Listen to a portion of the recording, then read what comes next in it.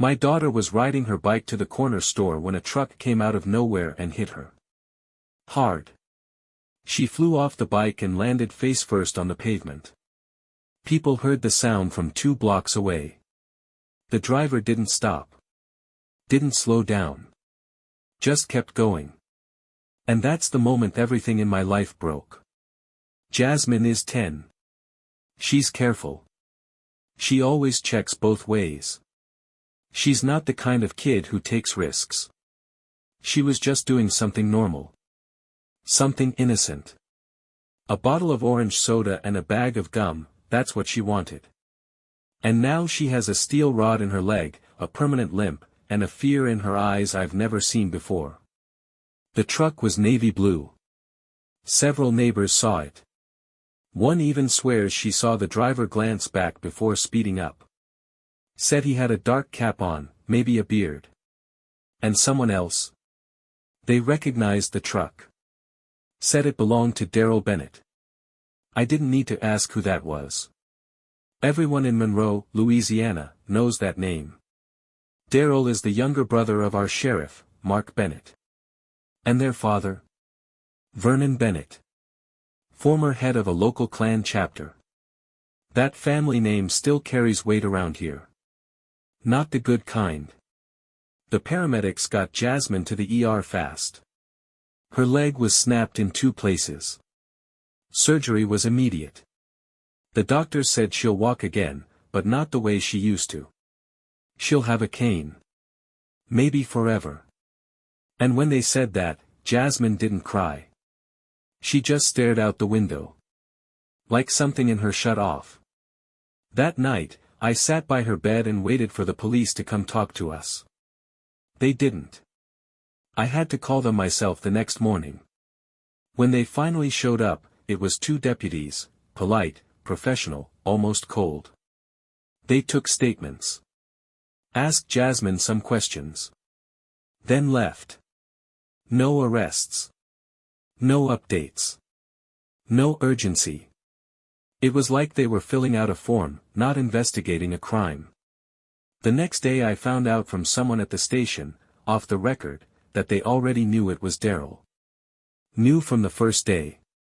But they were waiting for the right time to bring him in. The right time? What the hell does that even mean? My daughter was nearly crippled. And the man who did it was walking free, protected by a badge he didn't even wear. I know what this is. I've lived here my whole life. This isn't just about a hit and run. This is about who hit her. And who she is. A little black girl hit by a white man with a powerful last name. That's why no one's rushing. That's why people look at me with pity, but not with action. But I'm not staying quiet. I'm not waiting for them to process the paperwork. My daughter deserves more than that. She deserves justice. And if they're not going to bring it, I'll find a way. 3 days after Jasmine got hit, I still hadn't heard a damn thing. No arrest. No press conference.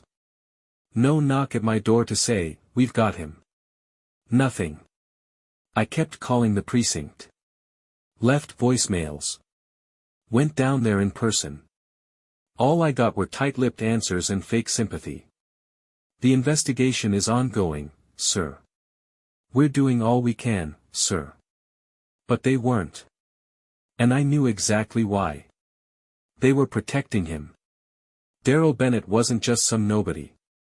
He was family to the sheriff, Mark Bennett, a man who's been running this town for years. Everyone knows Mark. His handshake is firm, his smile looks genuine, but nobody forgets where he came from. His father Vernon used to march around this town in white robes when the sun went down. Now he just sits quietly in his rocking chair, but his name still means something in certain corners of Monroe. And Darrell? He's always been the shadow behind the badge. Never joined the force, never ran for office, just floated. Got into bar fights, got into trouble, but always landed on his feet. And now he's behind the wheel of a truck that nearly crippled my daughter, and the entire department's moving like it's underwater. You want to know the worst part? Word got out. Monroe's not a big town. People started whispering. I'd walk into the grocery store and feel the air shift. Some folks looked at me like they didn't know what to say. Others didn't say anything at all, they just turned their eyes. But a few? They gave me that quiet nod. The kind of look that says, yeah. We know. We see it too. But don't expect anything to change. A guy I used to play ball with, he works county records now, pulled me aside after church. Said something real low, like he was afraid someone might hear. They're stalling, man. They're waiting for heat to die down. Mark's trying to handle it, internally. Internally? I repeated. He just nodded. I walked out of that building and stood in the parking lot with the sun beating down on my neck, and I realized something I hadn't wanted to admit yet: this wasn't going to end the right way. Not if I left it in their hands. They'd spin it. They'd call it an accident. They'd say Jasmine darted out, or wasn't visible. They'd get a slick lawyer to smooth over the facts. They'd frame it like it was just one of those sad, unfortunate events that could have happened to anyone. But it didn't happen to anyone. It happened to my little girl. And that man looked her in the face and hit the gas. So I did what I had to. I started asking around. I didn't care if it made people uncomfortable. I didn't care if it put a target on my back. I wanted answers. I wanted timelines. I wanted pressure. Because if the law was going to drag its feet, I was going to make damn sure it couldn't do it in silence. That's when the threat started. Phone calls. No voice, just silence and a hang-up. A dead bird left on my porch, real subtle. A spray-painted word on the back of my garage that I had to scrub off before Jasmine saw it. I told Lena not to worry, but she knew. She always knows. She asked me if we were safe. I didn't answer, because I didn't know anymore. This stopped being about justice a long time ago. Now it's about control. And I'm not letting them take it from me. 2 weeks after Jasmine got hit, they finally brought charges. Not because of justice. Not because of pressure from above. Only because too many people were watching, and someone, probably from outside the parish, started asking questions. The sheriff's office released a short statement: local man Daryl Bennett to be formally charged in connection with an alleged hit-and-run incident currently under investigation. Alleged. That word made my blood boil. But at least there was going to be a hearing. I put on the only suit I had, gray, tied around the shoulders, and sat in the front row with Lena. Jasmine stayed home. She was still learning how to move around with that cane, still wincing when the pain meds wore off. Her teacher brought homework to the house. She didn't even open the notebook. The courtroom was packed. Reporters, town folks, a few men I hadn't seen since high school. And on the other side, Daryl, sitting like he didn't have a care in the world. No cuffs. No jumpsuit. Just a polo shirt and jeans. Like he wandered in off the street to watch someone else's hearing. His lawyer was slick, out of town, expensive. The kind of guy who uses "sir" as a weapon. He stood there and calmly said that his client was not fleeing the scene, but rather unaware of the collision due to music playing at a high volume. He even had the nerve to say that visibility was poor, and that Jasmine may have been outside of the legal crosswalk zone. I could hear people shifting in their seats. A few murmurs. One gasp. Lena reached for my hand under the table. I hadn't even noticed how tight I'd clenched my fists. If I'd had something in them, I probably would have broken it. The judge nodded like he'd heard it all before. Gave a date for the trial. Then released Daryl on bail. Walked out the front door with his lawyer, straight past me. Didn't look at me. Didn't flinch. Just kept walking. And right there, in that hallway, I felt something in me snap. Not loud. Not sudden. Just quiet.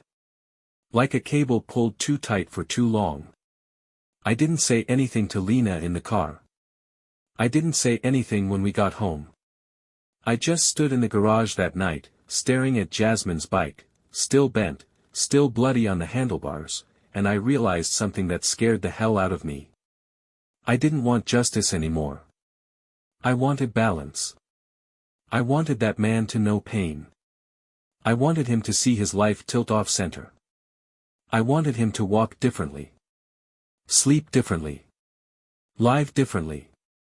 And I started thinking, how far would I go to make that happen? I'm not a violent man. Never have been.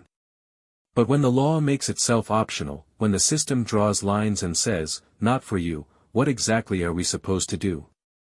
Wait politely? Applaud the process? Watch our children limp through life while the man who hurt them gets to smile in public? No. That's not who I am. Not anymore. I didn't make threats. I didn't shout. I didn't break anything. I just started watching. Quietly. Patiently. Because I knew if I moved too fast, they'd shut it all down before I even got close. I had to learn the edges. How far I could lean before something snapped, in them or in me. I started walking past the courthouse every morning.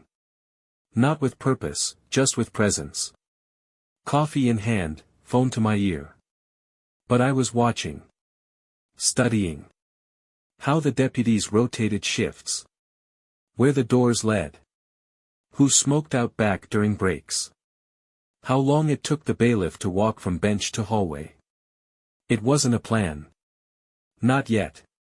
Just data. Just time. Just a man learning the habits of a system that had already shown it wouldn't work for him. Then I started asking about Daryl. Not directly, not, where is he, or, what's he doing? No. I asked around like someone just trying to keep tabs on a name that wouldn't go away. People were tight-lipped. Scared, maybe. Or tired. But a few. They answered. Short answers. Quiet ones. Like they were trying to help without getting caught doing it. He'd moved back in with his father, Vernon Bennett. That same house near the edge of town, where the American flag and the Confederate one hung side by side like it was normal. People said he kept to himself, didn't go out much, but was working somewhere in the industrial district, either a warehouse or a body shop. Day shifts. No supervision. Living life. Eating dinners. Sleeping in his own bed. And meanwhile, my daughter was learning how to get out of a chair without crying. Jasmine tried to smile. She always does. She's stronger than I'll ever be. But some nights I'd hear her breathing change. Not crying, not exactly. Just different. The sound of someone trying to hold it in for your sake. That's when I started writing things down. Not in a journal. Not poetry. Just facts. Possibilities. Schedules. If the verdict came back wrong, and I was sure it would, what would I do? Where would I be standing? What route would he take from the courtroom to the car? What would I say, or not say, if I looked him in the eye one last time? Lena never asked what I was thinking. She knew.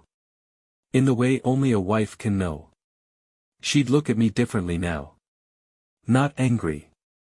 Not scared. Just, searching. As if she was wondering if the man she married still lived somewhere under the weight I carried. One night, she said softly, I don't want Jasmine to lose both of us. I didn't answer. I just looked at my hands. And realized they weren't shaking anymore. I wasn't angry. I was ready. This trial coming up, it wasn't about guilt or innocence. It was about whether this town still worked like it always had. And I wasn't going to let that happen again. Not to us. Not to my child. So I kept watching.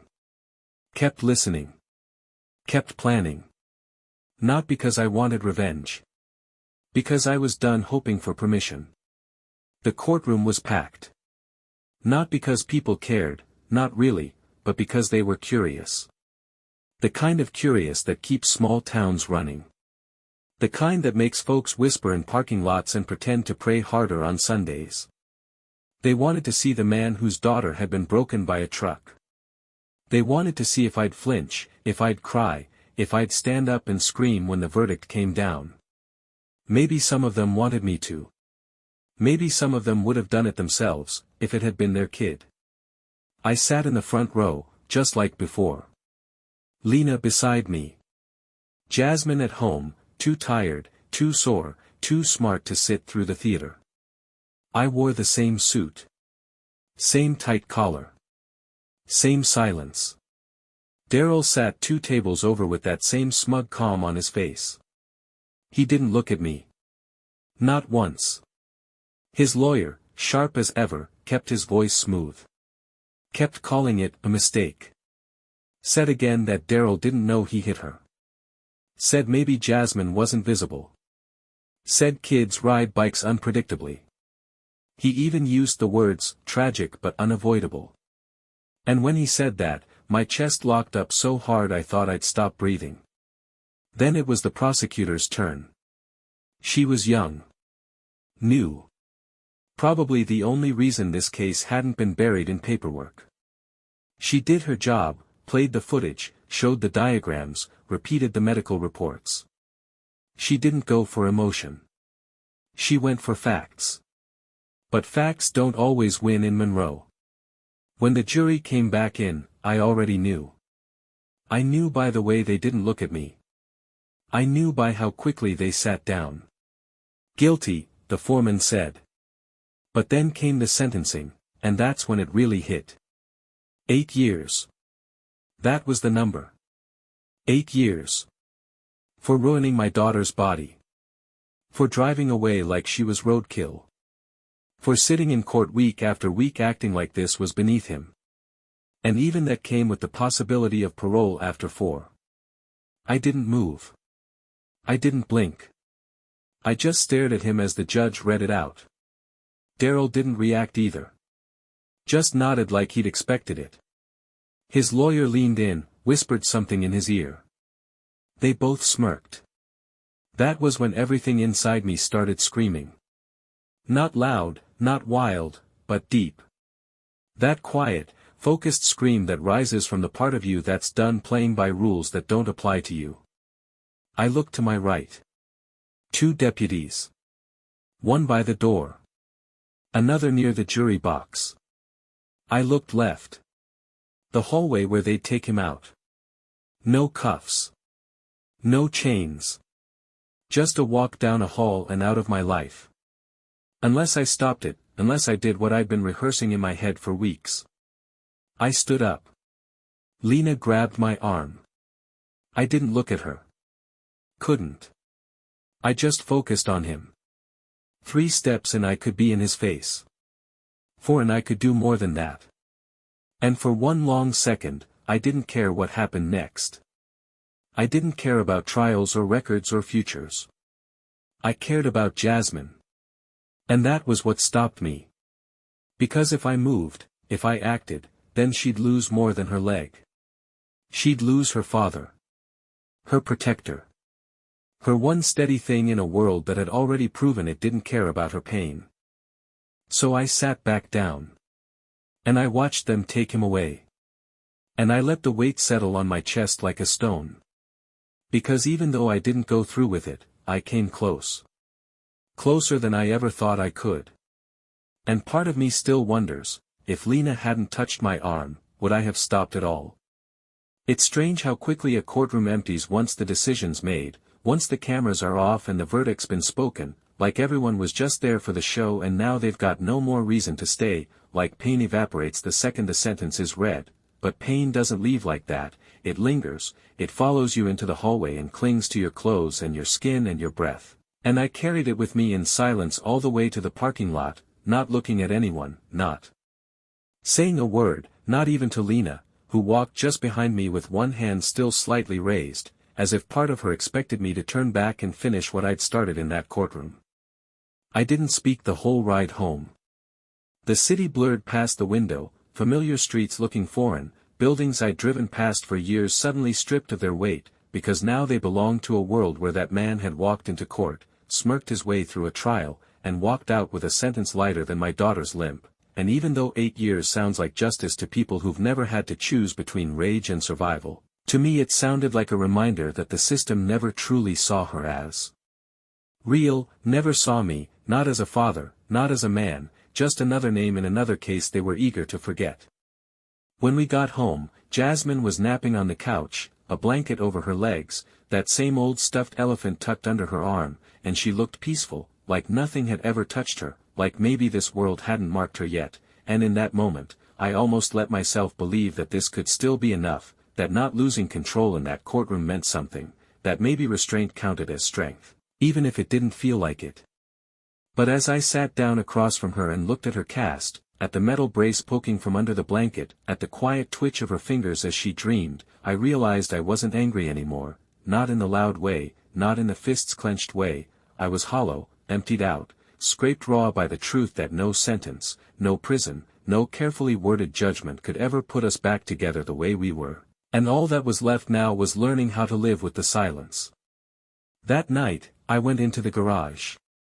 Didn't turn the light on. Didn't need to. I sat on the stool by her bike, the same one, still bent, still cracked where the frame hit the pavement, and I just sat there for a long time, listening to the ticking of the water heater and the creak of wood settling in the walls, and I let myself imagine what would have happened if I hadn't stopped, if I'd stepped forward, if I'd reached for him, if I'd traded that courtroom floor for a prison cell and left my daughter without a father. I imagined the weight of that choice. And for the first time, I didn't feel righteous. I felt scared. Not of going to jail. Not of what people would say. But of the fact that it wouldn't have been hard. It wouldn't have taken courage or sacrifice or anything noble. It would have been easy. Too easy. Because that's what hate does, it simplifies everything. It tells you that pain can be passed like a baton. That if you hurt the one who hurt you, somehow the scales will even out. But they don't. They just sink lower. I didn't act. I walked away. And part of me hates that. But another part, the part that's still a father, still a man trying to build something better than what he was given, that part knows I made the right call. Even if it doesn't feel like it. It's been 3 months since the verdict, and some days feel almost normal again, if normal can still exist in a house where a 10-year-old girl has to learn how to navigate stairs with a cane, where every mirror in the hallway has been lowered just slightly so she can see herself without straining, where the sound of a passing truck still makes her flinch if it's moving too fast or too loud, and I don't know if that'll ever go away, or if it just becomes part of who she is now, part of the version of her that the world forced into existence without warning or permission. We take walks together sometimes. Short ones. Slow ones. Around the block, to the mailbox, up to the park if she's feeling strong.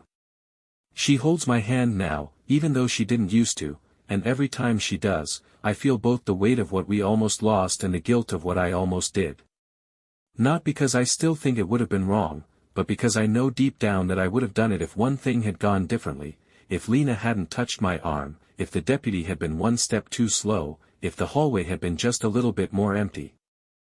I would have thrown it all away. And for a second, I thought I'd be okay with that. But I wasn't. And I'm not. Because Jasmine deserves more than just survival. She deserves presence. She deserves to grow up with someone who can show her what strength looks like when it chooses not to destroy, even when it has every reason to. And every day I try to be that person, even though some mornings I wake up angry again, even though the memory of his face in that courtroom still plays in my head like a loop I can't turn off. People in town have mostly moved on. They don't look at me the same way anymore. Some with sympathy. Some with distance. A few with that quiet, knowing respect you only give to someone who stood on the edge of something ugly and chose to walk away. No one says much. And I don't ask them to. This town has always had a short memory for the pain it doesn't want to carry. And I wonder, sometimes late at night, sitting alone in the garage with the lights off, staring at her old bike, still bent, still bloodstained, if I made the right choice, or just the least damaging one. If mercy, in a broken system, is still strength, or just surrender. I don't have an answer. All I have is this: my daughter is healing. Slowly. On her own time. She laughs sometimes. She hums when she brushes her teeth. She started painting. And she's getting good. Her left leg is still weaker, still stiff. But she told me the other day that she wants to try to run again by next summer. Just once. Even if she falls. She just wants to feel what it's like to move like she used to, just for a second. And I told her I'd be there when she does. But tell me something, just between you and me, if it were your daughter lying in that street, if it was your family being brushed aside, your name forgotten, your truth denied, would you have done it? Would you have stopped? Or would you have finished it?